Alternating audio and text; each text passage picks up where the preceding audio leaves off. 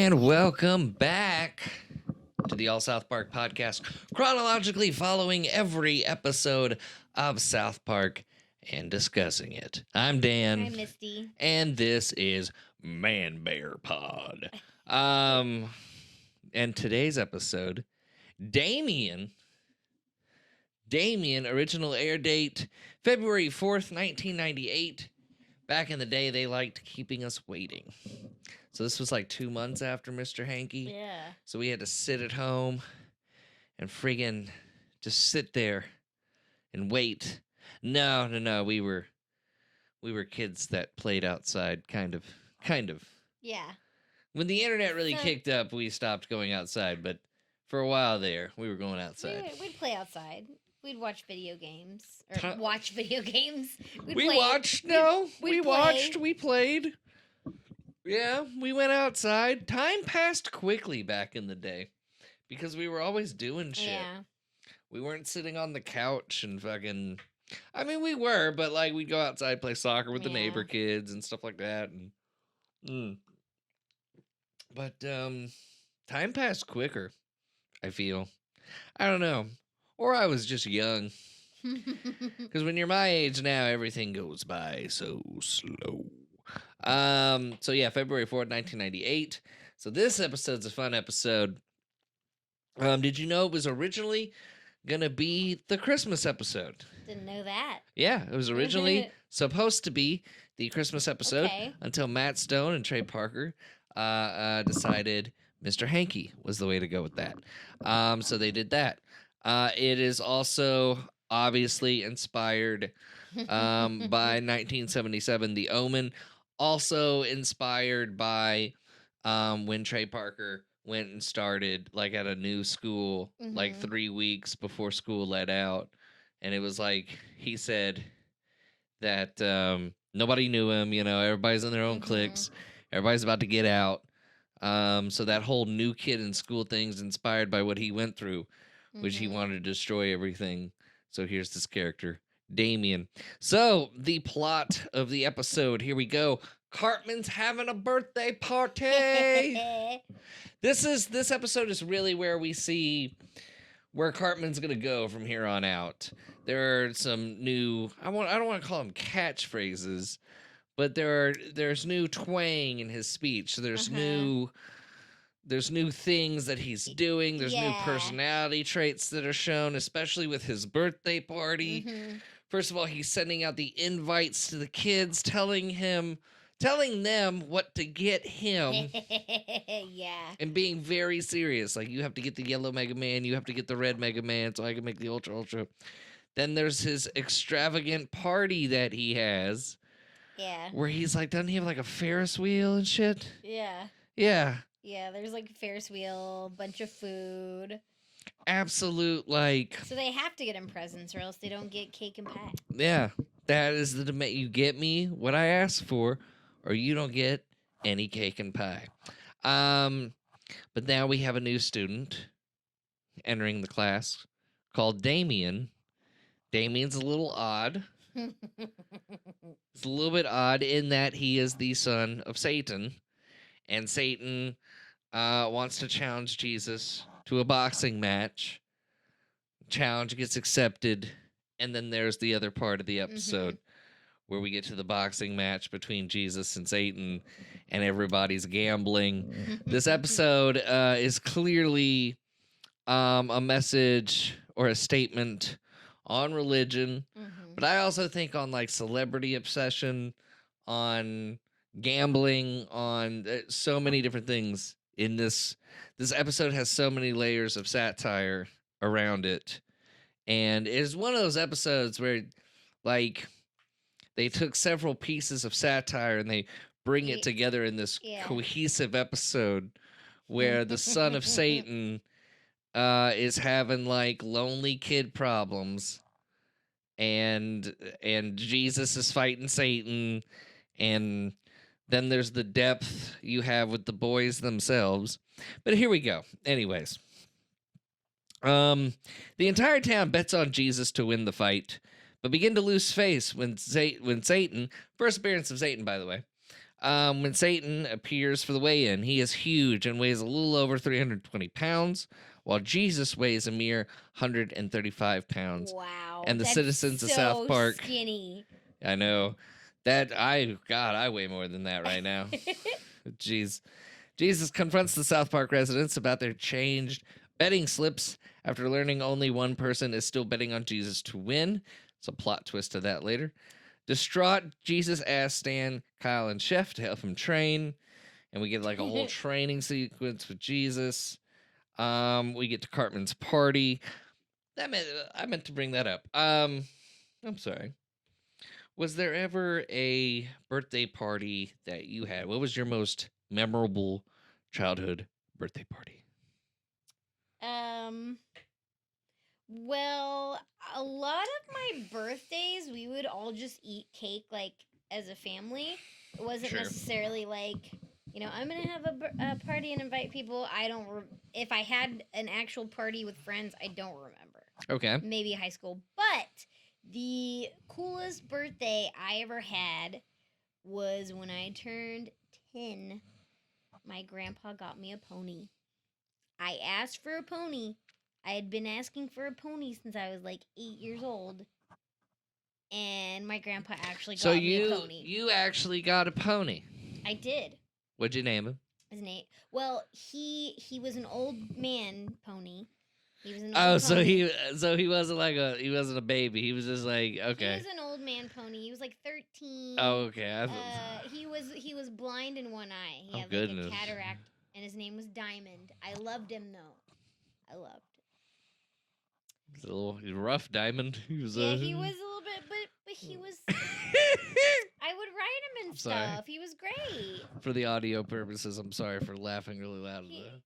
So he had one eye. He was like 57 years old. He was like 13. Which is like 57 in horse years. That's kind of old for horses, but I loved him. My aunt had a bunch of horses, so Diamond lived over at my aunt's. Diamond. Stable. Diamond. Yeah, he had a little diamond on his forehead. Yeah. And he was a paint. He had like patches. He was brown and white. Did he have rabies too? It just seems like you're describing a stray horse. But he had one eye. That was my pony. He had one eye. He had patches all over him. Not like what I'm saying. He'd poop on himself. Yeah. Patches, as in like his coat. No, I get you. I'm just messing with you. Rude. And your hobo pony. I loved Diamond. It's okay. I mean, I was like.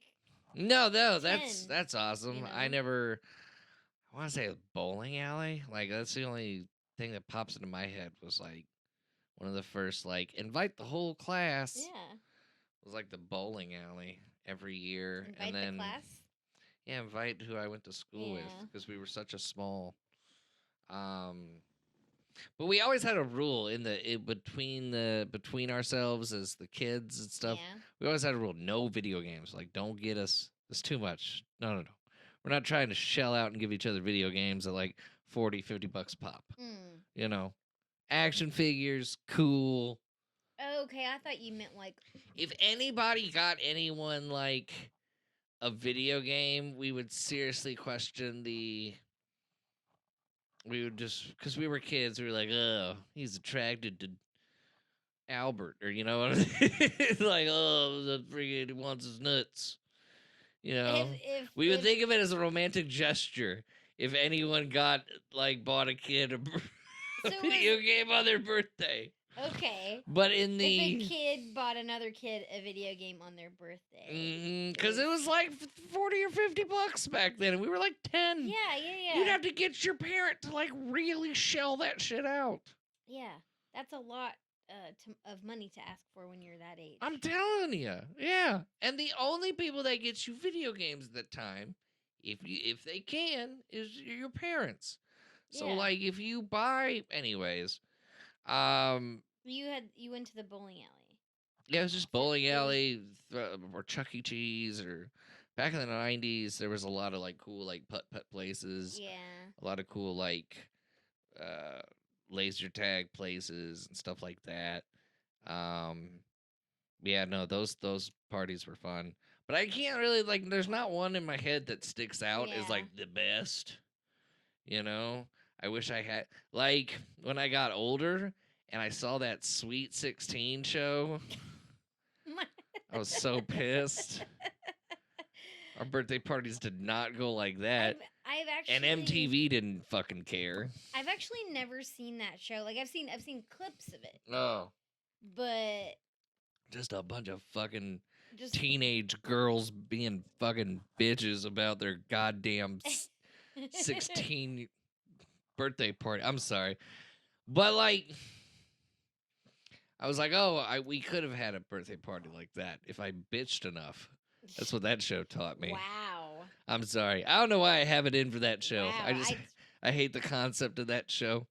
Anyways, there's a lot on MTV I don't like. But like so in the 90s, like around this time growing up, or even when you were growing up, like were you ever aware that like Damien was a reference to the Omen? Oh yeah. Yeah. Yeah. Because it was kind of still common knowledge, like in the 90s, like, you know, if you use the name Damien, it'd be like, oh, my name is Damien. I want your soul. You know, like you kind of like knew that reference was still like circulating, the Damien reference. I think my from The Omen. parents were like watching The Omen on Yeah. HBO one day, and that's how I discovered what The Omen was. Yeah. I will say about the South Park Damien episode, and it's weird that it took what, like this is the 10th episode. It's weird that it took me 10 episodes to like realize this at the time about South Park, but at the time when I first saw that episode, I was like, wow, anything can happen on this like show. That's what really made me go, wow, anything is possible. They're having Jesus fight Satan in a boxing match. And it's not like a ridiculous subplot. It's not pulled off in some goofy like this is stupid way. It's pulled off in the most like it's just so South Park was just so South Park before it knew it was South Park. Yeah. You know what I mean? It's just the most South Park way of Satan and Jesus in a boxing match. Like the absurdity of it all doesn't throw you off. Exactly. And then the humor in the episode is brilliant as well, with Cartman's birthday party going down. But yeah, this was originally going to be a Christmas episode. But they were like, "Hey, Mr. Hanky, oh yeah, let's make that the Christmas episode." So bada bing, bada boom. I told you that this Damien's experience in treatment is based on Parker's experience in Cheyenne, Wyoming. Wyoming. There's like nothing in Wyoming. Goodness. Yeah, can you imagine starting at an elementary school 3 weeks in the last 3 weeks of the school year in Cheyenne, Wyoming? Oh gosh. Anyways, Michael Buffer, the boxing ring announcer, best known for his catchphrase "Let's get ready to rumble," made a guest appearance as himself and Damien. Parker and Stone originally planned to use the catchphrase without Buffer, but when they learned that Buffer had legally trademarked the phrase, true story, they included him in the episode since getting the rights for the catchphrase cost nearly as much as hiring Buffer for a guest appearance. That's wild. That is wild. Parker and Stone both said Buffer was friendly and they enjoyed working with him. Voice actor Mike Judge, star of Beavis and Butthead and King of the Hill, had originally been slated to provide the voice of the Damien character and even recorded several lines for the part. However, since Judge lives in Austin, it proved too difficult for him to come back and re-record lines as the script and episode change, so Stone instead provided the character's voice. Judge later provided Kenny's unmuffled line when he removed his parka in South Park Bigger, Longer, Uncut. So did you know that at the end of South Park Bigger, Longer, Uncut, the voice of Kenny is Mike Judge? No. That is crazy. No, I just learned that. that. Crazy. Just learned that reading that is a bit. Crazy. That's fucking insane. I had no idea. Yeah. We don't script this, obviously. We just... By the time Damien was animated, much of the drawing and animation responsibilities that had previously been handled by Parker or Stone were now being delegated to a team of animators. So now they have their own animators. You can kind of tell that there's an animation team especially when you get to Satan and Jesus's fight. Mhm. Like the animation's gotten a lot better, the action Yeah. and everything. It didn't seem like, paper cutouts Yeah, anymore. paper cutouts walking so like from left to right. There was a fluid movement. Yeah. But there's another thing about the boxing match in itself. It's kind of ahead of its time because now we do that today. Like get this celebrity and that celebrity and put them Yeah. in a boxing fight. I mean, we used to have celebrity boxing on Fox, but now it's like on a grand scale where like Jake Paul will fight this person, or you know what I'm saying? Like people bet millions. I'm like, I don't. Oh, you don't know what I'm talking about because Yeah, yeah. I do she's not. like, "What's a Jake Paul? Is that a Yeah, Pokemon?" yeah, that's what my face. She's That's like, "What exactly the?" what my face was saying. Well, nowadays they have special boxing events. Never mind. I'm just I'm thinking people who about. know what I'm talking about. You know what I'm talking Okay, about. I'm thinking about Celebrity Deathmatch, the claymation That was also show a thing. on MTV. That was also a thing, but That's what I'm thinking well, about. by ahead of its time, like if Jesus and Satan really did come back today, I feel like this episode nails it right on the head. We would have a boxing match on pay-per-view. Okay. And people would bet like on DraftKings or some And shit everyone like would that. bet on Satan. Wrestling is on DraftKings. And Okay. you know what's funny about that is like wrestling had to come out as fake because people were pissed off it was portraying itself as real because people were gambling on it. So now for 40 years we've known it's fake and now we're back gambling on it. I don't know. Sorry, unrelated, but The little rant. this is the this is the part of ManBearPod where I rant about things that Misty has no idea what I'm. So what's Jake Paul? What is DraftKings? This is why we should have a rehearsal. Anyways, sorry about that. Parker and Stone said a number of Cartman's characteristics, which have endured throughout the South Park series, started in Damien. Specifically, his voice took on a higher pitch that was more nasally and whiny than in Yeah. previous episodes. Stone described it as a self-indulgent accent. Some of his regular vocal mannerisms were also developed in this episode, including Okay. his use of the sound "nya" while saying "here," and the way he says "Hey, you guys" Hey, while okay, talking I to his noticed that. friends. I noticed that. Parker, who provides the voice of Cartman, said the characteristics came out naturally while filming the episode. This show, for whatever reason, maybe I just lost interest, but I was trying all these messed up things with him, and all these things sort of stuck. Damien included the first appearance of Satan, who would be commonly reoccurring character throughout the series and movies. But Damon was the first episode Parker and Stone wrote that included school counselor Mr. Mackey and local religious leader Priest Maxie, but they were also included in Mr. Hanky the Christmas Pooh, which aired before Damien, even though it was produced afterward. Although Jesus had been introduced as a South Park character, Damien marked the first time he interacted with the main characters outside of his public access show. Jesus and Pals. Parker said many viewers thought the character was a crazy person who falsely believed he was Jesus, and he and Stone wanted to show in this episode that he was supposed to be the actual Jesus. Damien is also the first episode to feature South Park's bar, which is emptied, called Bar. It's called bar. Mm-hmm. So I always, when I saw Jesus in South Park, I just assumed that was Jesus. Like that was. Yeah, same I never here. assumed it was a fake Jesus. I love how they hammer it home. People think it's a crazy person that thinks he's Jesus. Mm-hmm. I mean, looking back, I can kind of see it now. There were probably some people that watched South Park that thought, yeah, maybe. But there's never really been a Jesus character on like a secular show. Sure, I you guess that's know? why, you have one group of people that were just like, oh, that's Jesus, and Yeah. another group of people going, that's a homeless guy or something, or that's a Mhm. crazy guy. More important question. Now that we got the plot out of the way. Favorite moment?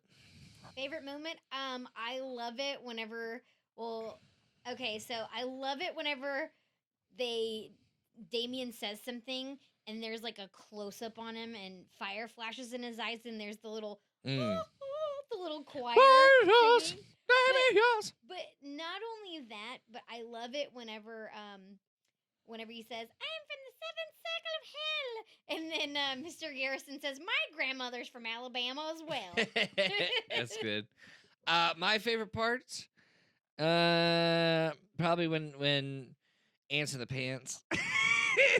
What? Ants in the Pants. Kyle?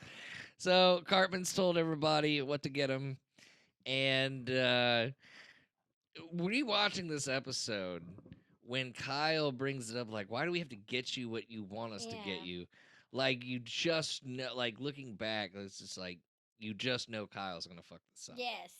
You just know it. Like, even without seeing the episode for the first time in a long time, just knew Kyle was gonna fuck it up. I had totally forgotten about Ants in the Pants. I had totally forgotten what had happened. And so when he opens that present and it's not like the green Mega Man or something, Mhm. it's just Ants in the Pants. Ants in the Pants! The way he says it and everything. And he just throws a fit and cancels his party.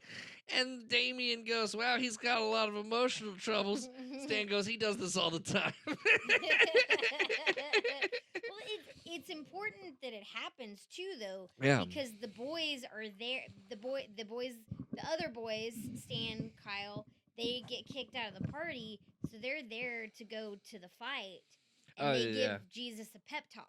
Mm. You know, And that one person who stayed betting on Jesus was Satan. And he took everybody's money and he went back to hell. And that is Damien. I just remember when I was a little kid that when I watched this episode, I thought to myself, anything could happen. yeah. And like I was going to a Catholic school at the time, so I thought an Antichrist kid was completely possible. Not only did I think that it was possible, I think some of the Catholic children I went to school with might have been the Antichrist. Really, I might have really? had a possible Antichrist list that included myself. I was gonna say the stuff you told me you did when you were that. I was a little shit. age, I was a little shit. I yeah. wasn't the son of Satan. Okay, so important question, like we ask at the end of every ManBearPod episode: does it hold up, Misty? Yeah, I think so. I think it does. Yeah. Okay. So you would show this to somebody who's never seen South Park before? Yeah, I would. I also think it holds up. It's got two very good plots going on at the same time. Very fun. Not offensive. I feel like a religious person could watch this episode and be fine with it. It really doesn't poke fun of religion, but it does poke fun of the idea of just how far we will believe in Jesus or in the devil or just what have you. How far we're willing to take religion should these figures just be in front of us. How far we would go with them, including watching their boxing match and shit. And then just the point about being the new kid in school, the plot about that, Cartman's plot. It's a very, very fun episode with a lot of laughs by the minute. Definitely would show somebody this episode. Yeah, had they never seen South Park before. It's really, really good. But our next episode is rhinoplasty. Tom's rhinoplasty. Tom's rhinoplasty. I know I've seen it, but it's been so Oh, long. do you not remember? I don't remember. I'll give you a hint, and we're gonna end it on this. I'll give you a hint. I'm serious. This is gonna be the last thing that they see, and then it's just gonna go to our little farting end screen. All right? I'm gonna give you this hint. David Hasselhoff.